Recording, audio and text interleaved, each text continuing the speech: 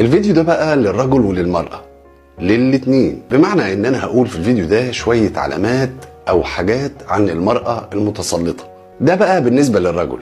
اما بالنسبة للمرأة فهنقول الحاجات دي، العلامات دي، علشان المرأة تخلي بالها وتاخد بالها منها وتحاول انها تتفادى الحاجات دي او تصلح منها بقدر الامكان. لان من المؤكد ان الحاجات دي لو ما تصلحتش او ما تعدلتش او ما اتغيرتش بتبقى كارثة جدا في العلاقة ما بين الزوجين. طبعا في بعض من الرجالة بيعانوا من القصة دي جدا، بيعانوا من تسلط او سيطرة زوجته عليه. طبعا حد هيجي يقول لي ان انت كده بتتجنى على المرأة او بتظلمها. هقول دي مش قاعدة عامة ومش امر مسلم بيه، يعني مش كل الزوجات كده، لا، لكل قاعدة شواذ. بالاضافة لكده كمان ان صوابع ايدينا مش زي بعضها، يعني زي ما هتلاقي فيه حلو هتلاقي فيه وحش. انا بتناقش هنا في مشكلة واقعية بتؤرق البعض من الرجال، وهدفي من الفيديو ده ان انا اوضح وانوه خطورة الامر ده بالنسبة للعلاقة الزوجية، لانها طبعا بتهدد الاستقرار الاسري. طبعا لازم كلنا نكون مؤمنين بشيء مهم جدا، احنا في الاول والاخر بشر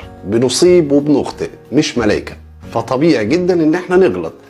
بس المشكلة بقى هنا ان احنا نستمر في الخطأ ده، وده هدفي من الفيديو ده، ان احنا نتفادى او نصلح الموضوع. مش بسلط الضوء على المشكلة بدون حل، انا بسلط الضوء على المشكلة وبقول كمان حل.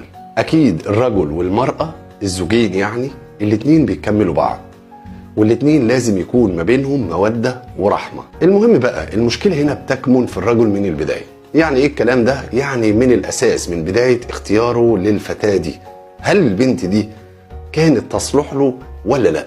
يعني ايه؟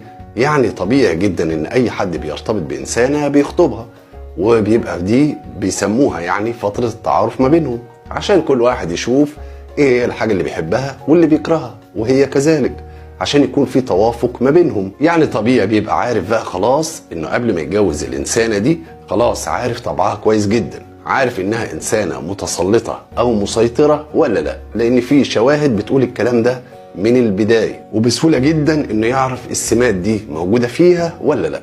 لو معرفش او ما لاحظش السمات دي يبقى المشكلة هنا عنده، لانها مهما كانت بتتجمل مستحيل انها تخبي الجزء اللي من شخصيتها اللي مش حلو ده. وبالمناسبة بقى كمان علشان ما حدش يقول لي انت بتتكلم عن المرأة بس، لا، هقول انا متكلم عن الرجل المتسلط. على القناة دي في فيديو عن الرجل المتسلط. يعني انا هدفي في النهاية سواء راجل او ست الصالح العام لينا كلنا، ان احنا بنقول حاجة وبنعالجها، مش بقول حاجة علشان اسيء